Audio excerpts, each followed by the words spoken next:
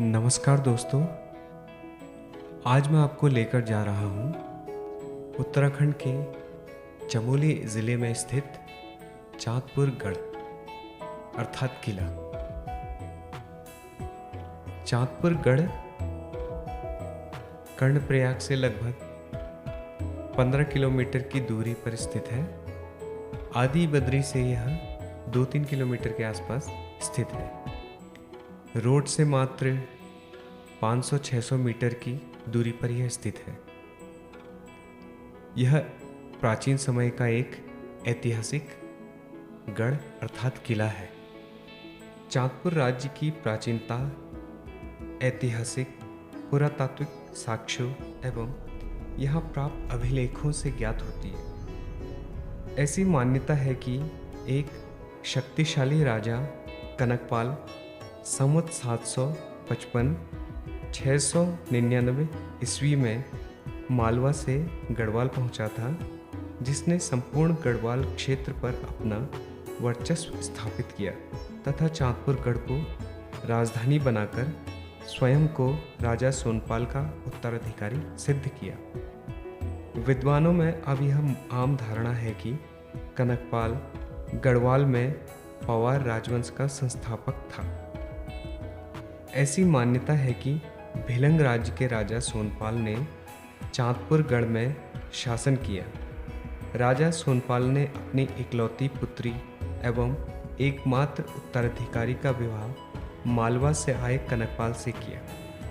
पवार राजवंश में राजा कनकपाल से लेकर अंतिम राजा अजयपाल के नाम आते हैं, परंतु इस संबंध में ऐतिहासिक विवरण का अभाव है।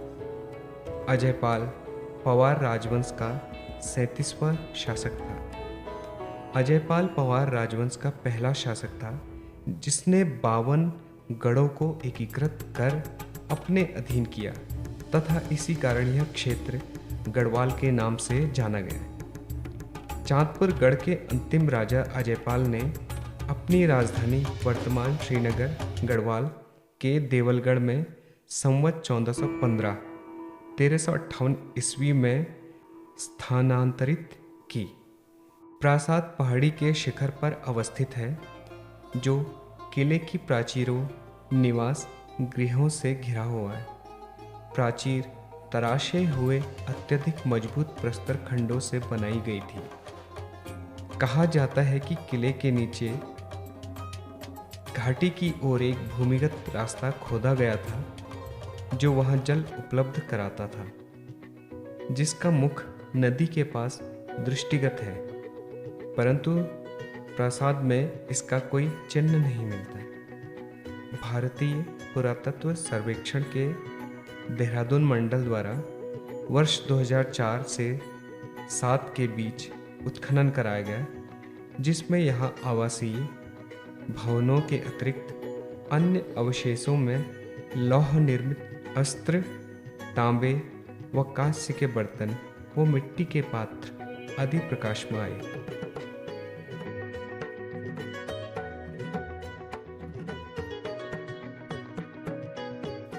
देखिए, उस समय जबकि साधनों का अभाव हुआ करता था, फिर भी कितने सुंदर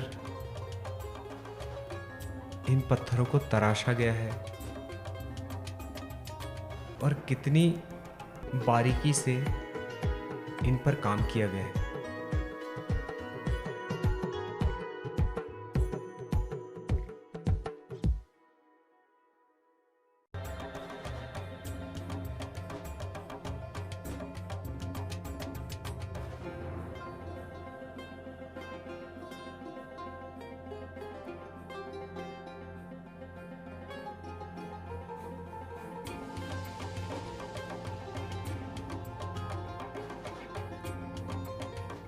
ये जो 2 स्तंभ आप देख रहे हैं, इनके विषय में कहा जाता है कि भोर और सोर नाम के 2 भाई इन्हें काफ़ी दूर से यहाँ पर लाए थे।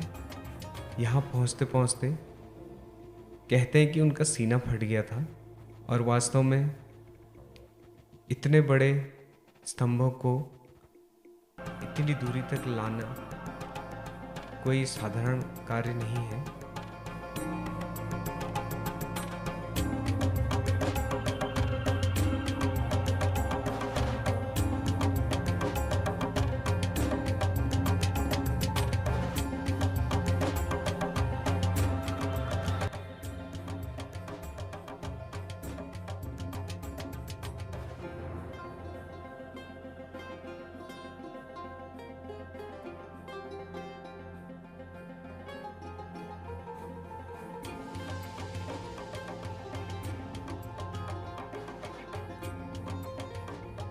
इस गढ़ के अंदर पुराना ढांचा रह गया है, लेकिन साथ में एक छोटा सा घरनुमा अवशेष है जिसे अब मंदिर के रूप में स्थापित किया गया है। और यही यहाँ पर की एक पूर्ण पहचान रह गई है। भारतीय पुरातत्व सर्वेक्षण के देहरादून मंडल द्वारा अब इसको संरक्षित किया गया है। इस कारण हम इसके बचे हुए अवशेषों को देख पा रहे हैं। कभी शान से खड़ा ये किला अपनी आन बान शान को दिखाया करता था, किंतु आज काफ़ी लंबा समय बीत जाने के बाद ये ढह गया है। फिर भी अपनी ऐतिहासिकता का परिचय देता ये किला आज भी यहाँ पर स्थित है। ये जो बाहर आप कुछ छोटे छोटे घरों के अवशेष देख रहे हैं, कहते हैं कि ये गढ़ी के बाहर बने हुए छोटे छोटे घर उन सेवकों और सैनिकों के हुआ करते थे इस गढ़ की रखवाली और यहाँ पर व्यवस्था बनाए रखने के लिए रहा करते थे।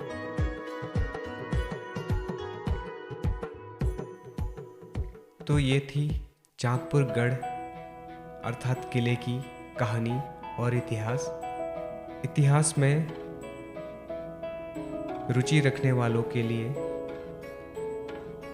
यह किला महत्वपूर्ण हो सकता है।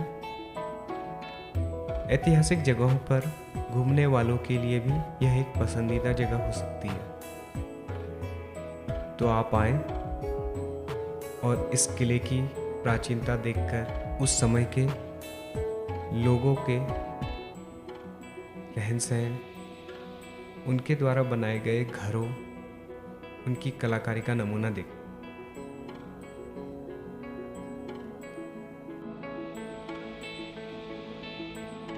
तो उम्मीद करता हूँ कि आप सभी को यहाँ पर आकर खुशी होगी, खासकर इतिहास में जानकारी रखने वाले, इतिहास में रुचि रखने वाले और ऐतिहासिक स्थलों पर घूमने वाले लोगों के लिए ये बेहद शानदार यात्रा होगी। और यहाँ से आप आसपास के अन्य खूबसूरत स्थानों पर भी जा सकते हैं, जैसे कि पंच बद्री में से एक बद्री जिसे आदि बद्री नाम से जाना जाता है, वो यहाँ से मात्र 3 किलोमीटर के आसपास है। तो आज के लिए बस इतना ही। फिर मिलते हैं किसी अन्य स्थल की यात्रा पर। तब तक अपना ध्यान रखिएगा। धन्यवाद। नमस्कार।